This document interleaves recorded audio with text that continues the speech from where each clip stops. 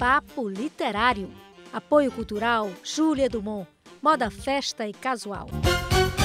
Olá, amantes das letras! Está começando agora a sua revista eletrônica voltada para a literatura, o Papo Literário.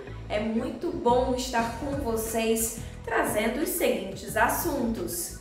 Tem o livro de contos A Pupila, da cearense radicada em Londres, Virna Teixeira. Nossa entrevista especial é com a jornalista e escritora Fernanda da Escócia, que fala do seu livro Invisíveis, uma etnografia sobre brasileiros sem documentos. Tem ainda a 4ª edição do livro Bíblia, um estudo panorâmico e cronológico. Tudo isso e muito mais agora no Papo Literário.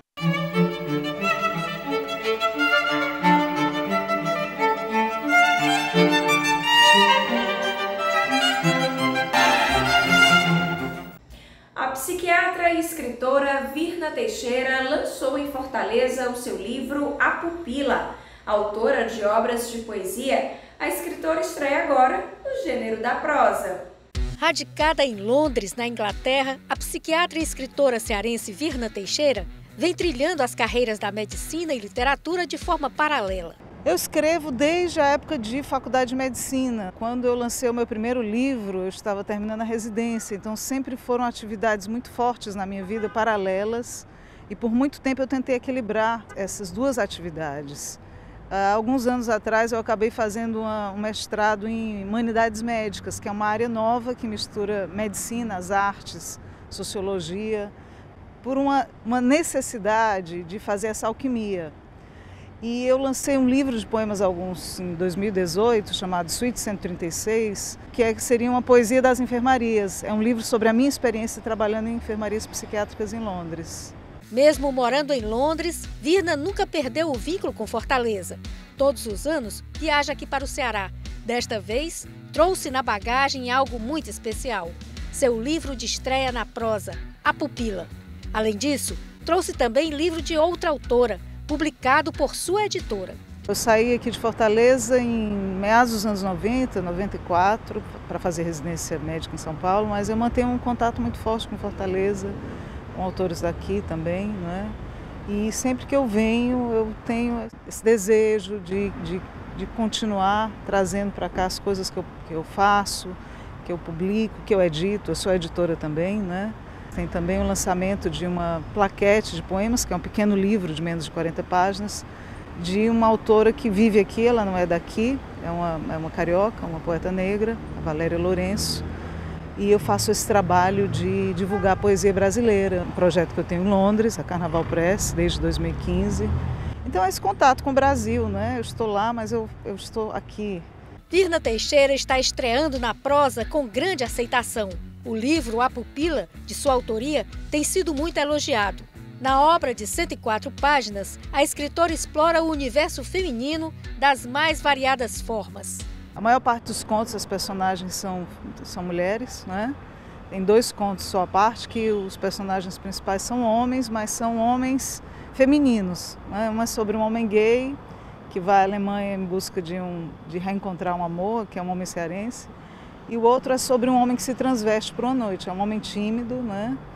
E os outros contos, são 11 contos, então 9 contos do livro são focados em mulheres audaciosas, mulheres que buscam aprendizados nas suas vidas, né? Um feminino não convencional, por exemplo, uma mulher andrógena que procura homens femininos, um imigrante que quer se tornar dominatrix, uma mulher que recebe seu primeiro nude, uma adicta recuperada que se torna proprietária de um centro holístico. E o primeiro conto, o livro se chama A Pupila, é um conto autobiográfico, revendo os meus anos de faculdade, de sobreviver no meio médico, naquele momento patriarcal, né? A minha mudança para São Paulo, onde eu fiz residência. Tem um outro conto que se passa em Fortaleza, que é uma mulher da aldeota que vai até o Conjunto Palmeiras para fazer uma consulta com um pai de santo, né? Então tem essa questão do contraste de classes também, né? A mulher chega no Conjunto Palmeiras e pensa que pode ser assaltada, enfim. Então alguns contos eles podem ter um viés de histórias que eu ouvi ou de algumas colagens, né? Outros são inteiramente ficcionais. E eu uso bastante humor, eu uso uma coisa kitsch também, né? O livro saiu por uma editora do Paraná, a editora Cotter, uma editora que tem publicado bastante coisa, né?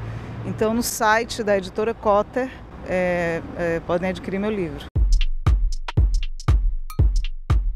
Quem diz o livro de cabeceira de hoje é o diretor do Festival TIC, Emídio Sanderson. Confira a dica literária dele.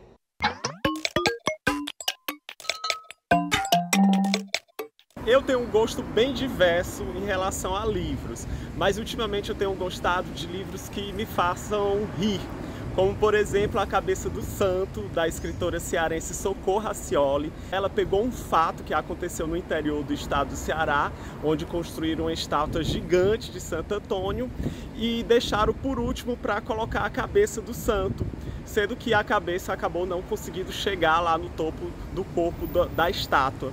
Então, a Socorro Ceará pegou esse fato, né, que aconteceu no interior e criou personagens e uma história em torno dessa cabeça, que é engraçadíssimo e super cearense também. Daqui a pouco ela vai estar lançando um novo livro, também inspirado em fatos que acontecem no interior cearense, e eu já estou curiosíssimo para ler o seu próximo livro.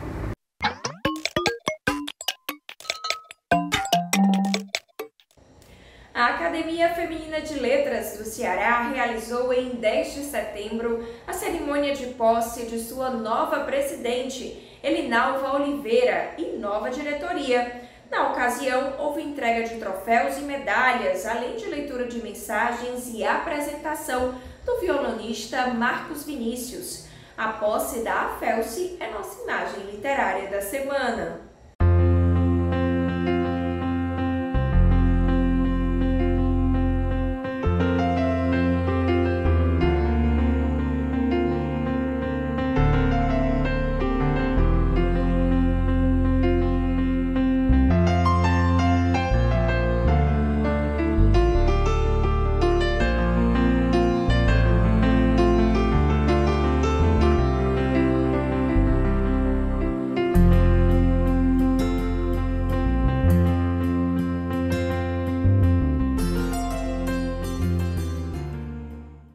Após o intervalo, você assiste a uma entrevista especial com a jornalista e escritora Fernanda da Escócia, que está lançando o livro Invisíveis, uma etnografia sobre brasileiros sem documentos. A gente volta já! Papo Literário. Apoio cultural Júlia Dumont. Moda, festa e casual. Papo Literário. Apoio cultural Júlia Dumont. Moda, festa e casual. O Papo Literário está de volta com uma entrevista especial da jornalista Fernanda da Escócia, que está lançando o livro Invisíveis, uma etnografia sobre brasileiros sem documentos. A autora conversa agora com a jornalista Mônica Silveira sobre esse tema tão importante para a inclusão social.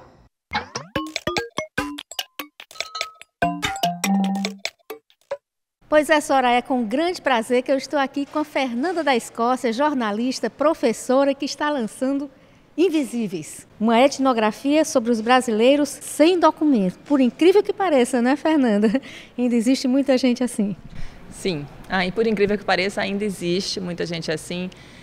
Mas antes disso eu queria dizer que é um prazer estar aqui na TVC conversando com você sobre o livro, sobre esse problema. Eu já trabalhei aqui na TVC, então conheço um pouco dessa casa, sei da relevância que ela tem para a TV cearense, então é um prazer muito grande estar aqui. Prazer todo nosso. E aí, falando um pouquinho do livro, Mônica, esse livro resulta da minha pesquisa de doutorado, que eu fiz a partir de 2016 até 2019 no CPDOC, que é a Escola de Ciências Sociais da Fundação Getúlio Vargas, e virou livro, fico muito feliz. E que livro é esse? Na verdade, esse livro conta muitas histórias de brasileiros que não têm nenhum documento. Então, para a gente explicar bem para quem está nos acompanhando, são mais ou menos 3 milhões de brasileiros que não têm nenhum documento. Eles não têm a certidão de nascimento, que é o documento zero na vida do brasileiro, e aí não tem nenhum outro documento. Esses dados são de 2015 e são os mais atuais que a gente tem. O livro conta histórias de brasileiros adultos que não têm nenhum documento, e eu conheci esses brasileiros num serviço público e gratuito que funciona no centro do Rio, funciona dentro de um ônibus, ali na Praça 11, pertinho do Sambódromo, e esse ônibus atende pessoas que nunca tiveram certidão de nascimento. E toda sexta-feira esse ônibus está lá atendendo essa população. Fernanda, e nessa pesquisa, você percebeu qual é a maior causa dessa falta de documentação? Acho que é importante a gente explicar que a falta de documentação, que a gente pode tratar de exclusão documental brasileira, ela é um problema de múltiplas causas, viu, Mônica? Ela é um problema associado, primeiro, à profunda desigualdade social brasileira. Então, é um problema associado à miséria, à pobreza, à falta de informação, à falta de acesso das pessoas mais pobres ao sistema de documentação, mas é também um problema associado as gerações passadas que não têm documentos. Então, se a avó não tinha documento, a mãe não tem e a netinha também não tem. Na pesquisa eu encontrei gerações de pessoas na mesma família sem documentos. É um problema também associado ao machismo, ao machismo estrutural que persiste no Brasil. Por quê? Porque muitas mulheres não registram seus filhos. Elas esperam que o seu companheiro apareça para registrar e o companheiro às vezes não aparece e a criança vai ficando sem registro e aí quando fica adulto é mais difícil fazer essa documentação. É um problema associado ao racismo estrutural brasileiro, então a gente percebe muitas famílias de pessoas negras que foram excluídas repetidamente desse mundo dos direitos, né? E aí como o livro, eu sempre gosto de dizer que é um livro de pesquisa, mas também um livro de muitas histórias. Ele fala, por exemplo, a história da Monique. O pai dizia para ela assim, eu só registro os filhos homens, mulher não precisa de registro, né? Então, um exemplo aí desse machismo estrutural. O caso de uma outra moça, e os pais dela disseram, não, a gente não vai te registrar porque você é muito preta. Então, tem a presença forte do racismo também. Então, é um problema de múltiplas causas. Nossa, mas é impressionante, né? O que isso acarreta? Essa falta do documento? É muito importante a sua pergunta, porque assim, é preciso que a gente entenda o que é mesmo essa dimensão de não ter nenhum documento, né? Porque às vezes a gente perdeu um documento, faz uma segunda via e tal. Aqui a gente está falando de pessoas que não têm a certidão de nascimento, e aí vamos lá. Não ter certidão de nascimento significa não ter carteira de identidade, não ter CPF, não ter carteira de trabalho, nem carteira de motorista, não ter passaporte. E a pessoa, quando morre, ela é enterrada numa vala sem identificação. Fora isso, não ter papéis, não ter documentos, não ter identificação, significa não ter acesso a um conjunto de direitos. Então, se eu não tenho documentos, eu não posso votar, eu não posso ter um emprego formal, ter bens em meu nome, eu não posso viajar, porque quando você se desloca, lhe pedem uma identificação. E mais ainda, significa você não ter acesso aos benefícios do Estado, dessa rede de proteção do Estado. Então, quem não tem documentos não tem nenhum programa social, não tem aposentadoria, não tem programa de transferência de renda, Bolsa Família, agora Auxílio Brasil, e tem um acesso muito limitado aos sistemas públicos de saúde e de educação. Então, uma criança sem documentos, ela pode ficar por algum tempo na escola, mas vai ser um momento em que não vão mais permitir que ela continue. Uma pessoa sem documentos, ela vai ter acesso a um sistema de saúde de forma muito básica, emergencial. O livro conta a história, por exemplo, de uma senhora, a Dona Maria da Conceição. Ela era uma adulta, o meu livro é apenas sobre adultos. E a Dona Maria da Conceição, ela viveu essa vida indocumentada, né, sem nenhum papel, nenhuma identificação, até que ela descobriu que tinha um câncer. E o sistema de saúde fez o atendimento emergencial, mas disse, não, a gente não pode lhe dar o tratamento, a gente não pode lhe operar, porque a senhora não tem documentos. Então, quem não tem documentos, na verdade, é alguém excluído do mundo dos direitos. É isso que a gente precisa entender. E como poderia se solucionar isso? Uma coisa bastante complicada, mas qual seria o primeiro passo? A busca dessas pessoas? É um bom início ter um diagnóstico mais atual de quantas são essas pessoas sem documentos, né? Porque esse dado que a gente tem é de 2015, por exemplo. É preciso dizer também que o Brasil teve uma política exitosa na redução do número de crianças sem documentos, né? Quando eu comecei a pesquisar esse tema, 20% das crianças em 2002 não eram registradas no mesmo ano, então ficavam sem documentos. E esse número foi baixando, chegou a quase zero por volta de 2017 e 2018. Por quê? Porque houve, a partir de 2007, um programa nacional de redução do subregistro, com a criação de comitês nos municípios. Houve realmente uma tentativa importante de redução e o Brasil conseguiu reduzir muito o subregistro de crianças. Um passo importantíssimo foi a criação do que a gente chama de unidades interligadas dos cartórios nas maternidades, para que a criança já saia da maternidade registrada, né? Então tem uma espécie de um posto de cartório que funciona dentro da maternidade. Essa é uma medida muito importante. Outra medida fundamental seria melhorar a integração dos sistemas de documentação. Porque hoje, assim, a certidão de nascimento ela é feita nos cartórios, né? Uma concessão pública para um serviço privado. O RG, carteira de identidade, está sob responsabilidade dos estados. O CPF é outro órgão já que emite, é responsabilidade da Receita Federal. E esses sistemas, eles conversam um pouco. Se eu quero saber se eu fui registrar, se eu perdi uma certidão de nascimento e não tenho certeza se eu fui registrado ou não, já não tenho mais. Então, como é que eu faço para saber? Esse diálogo entre os cartórios e dos cartórios com o sistema de identificação civil, ele é muito difícil, os sistemas não são conectados. Então, essa seria uma medida importante, por exemplo, para reduzir o problema. Importante também é se informar, saber que existe, né? E você fez esse livro, que é uma forma de informar as pessoas, que a gente nem acredita que aconteça tanta coisa absurda assim, né?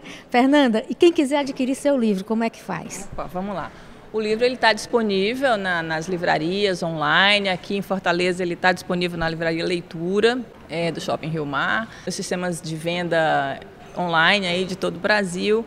E está à disposição aí para quem quiser conhecer mais sobre esse assunto. Também suas redes sociais, pode ser? Claro, sim, nas minhas redes sociais também, no Instagram, Twitter, Facebook, também estou falando bastante sobre esse tema, Mônica, porque eu reitero assim, que esse é um tema, o tema da exclusão documental brasileira, ele é um tema que exige a urgência de vários campos do saber.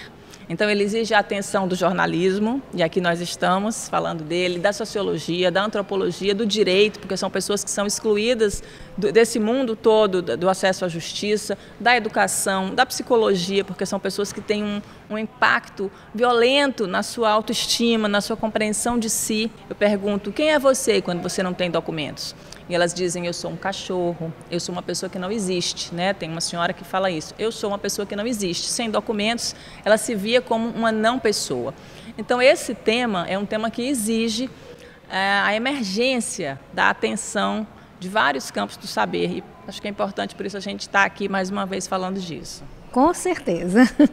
Parabéns pelo livro e muito obrigada por sua participação no nosso programa Papo Literário. Muito obrigada, eu que agradeço.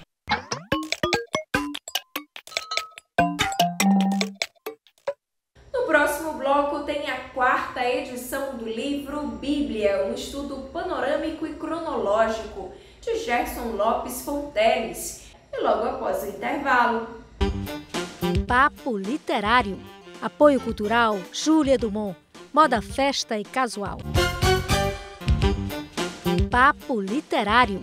Apoio cultural Júlia Dumont. Moda, festa e casual. Estamos de volta com o Papo Literário. Já foi lançada em Fortaleza a 4ª edição do livro Bíblia, um estudo panorâmico e cronológico, do pesquisador Gerson Lopes Fonteles. A obra faz uma análise cronológica das Sagradas Escrituras. O lançamento e a sessão de autógrafos da 4ª edição do livro Bíblia, um estudo panorâmico e cronológico do pesquisador Gerson Lopes Fonteles, aconteceu no Ideal Clube em Fortaleza. Várias personalidades do meio intelectual prestigiaram o evento. É um grande privilégio participar dessa noite memorável, uma noite em que enaltecemos a cultura, uma noite em que podemos fazer um pouco mais de uma expressão da liberdade religiosa, mas, acima de tudo, é festejar uma história de vida. Uma história de vida de um homem que se dedicou à família, que se dedicou aos estudos. E na advocacia, ele realmente conseguiu se consagrar, não somente no estado do Ceará, não somente no Nordeste, mas sua competência vai para todo o Brasil. A sua competência foi atestada com título de mestre e doutor pela Universidade de Salamanca, na Espanha. E o Fonteles realmente é um ser humano espetacular. Com linguagem contemporânea, a obra traz a história sagrada da maneira cronológica e uma visão de cada livro das Escrituras, vendo-se a época do escrito, sua autoria, motivo e linguagem central, além de curiosidades quanto à geografia bíblica, as principais cenas históricas e notas conclusivas sobre a mensagem central de cada livro da Bíblia. Eu era superintendente da Escola Bíblica Dominical, da Igreja Presbiteriana de Fortaleza. E o Gerson era professor da escola. E ele já fazia os rascunhos e distribuía com os alunos, naquela época, ainda de uma maneira, usando mimeógrafo. E um dia, conversando comigo, ele disse: Ednilton, eu tenho muita vontade de, destes rabiscos, fazer um livro. Então, eu incentivei na mesma hora, claro, e ele começou a trabalhar nisso. E agora nós estamos na 4ª edição. Esse livro do Gerson, eu considero realmente um livro excepcionalmente bem feito e, além do mais, com uma vocação de que as pessoas vão ler sem ser fastidioso. O livro está disponível também no formato online por meio da editora Hebron. A obra custa R$ 40 e todo o valor arrecadado com a venda da edição física será revertido para a instituição Liga Evangélica de Assistência Érico Mota, que realiza atendimento médico, alimentício e espiritual para idosos. O livro ele não se destina somente a quem gosta da Bíblia ou quem tem a Bíblia como regra de fé e prática. O livro ele é didático, ele ensina como chegar na Bíblia, porque a história sagrada, como ela está encadernada na Bíblia, ela não é em ordem cronológica. E uma das características desse livro, e ele é inédito no Brasil por causa disso, é que ele está em ordem cronológica. Então os livros foram organizados em lições de tal sorte que nós estudamos a cronologia ao longo de anos e fizemos o mais próximo da realidade, tanto geográfico, como de autores, como de mensagens e ambiente histórico que a história sagrada se desenvolveu.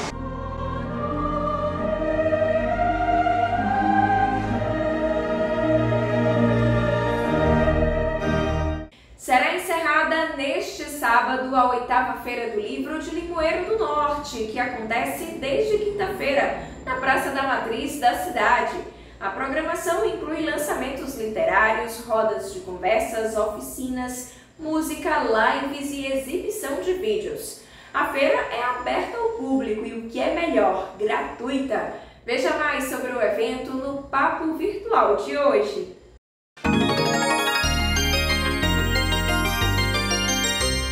Alô, telespectadores da TV Ceará. Sou Gilmar Chaves, curador da 8ª Jornada das Letras e 8ª Feira do Livro de Limoeiro do Norte, na Praça da Matriz. Realizada pelo Instituto Brasil de Dentro, com apoio do Governo do Estado de Ceará, através da Secult, da Prefeitura Municipal de Limoeiro do Norte, da Academia Limoeirense de Letras, da Faculdade de Filosofia Dom Aureliano Matos e Auri Peças. Fica aqui os nossos agradecimentos à Enel.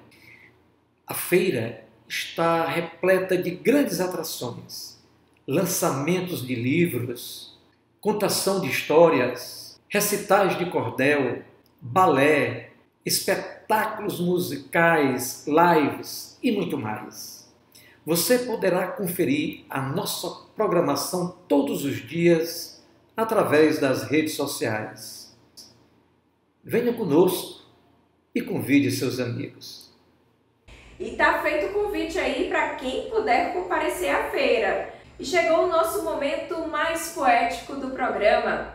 O nosso clipoema de hoje é Lamparina, de Leila Alves. A narração é de Júlio Pereira e a produção é de Cláudia Ludgren.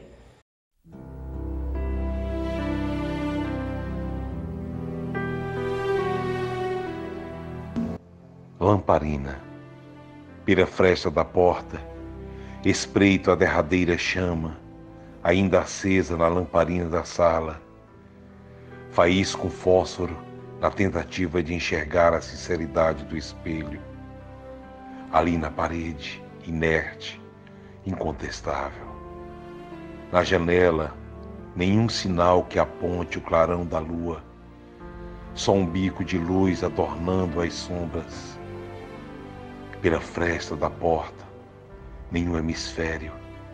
Somente a solidão que queima e um cheiro imenso de epílogo. Leila Alves.